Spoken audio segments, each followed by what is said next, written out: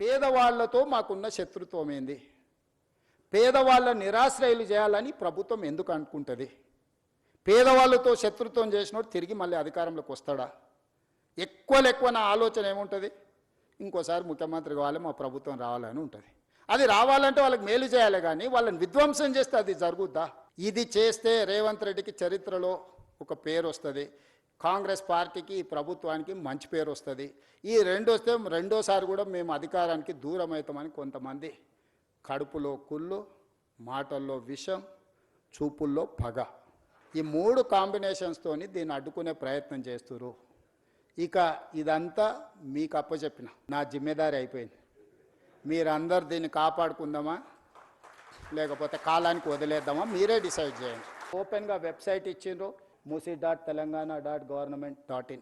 మీకే open platform, open dais మీతో share చేస్తున్నా. నేను ఎవరు డిపిఆర్ లేదు, ఎన్ని వేలు అవుతుందో తెలియదు, ఏం జరుగుతుందో తెలియదు, తెర వెనక ఇది జరిగింది, తెర ముందు అది జరిగింది.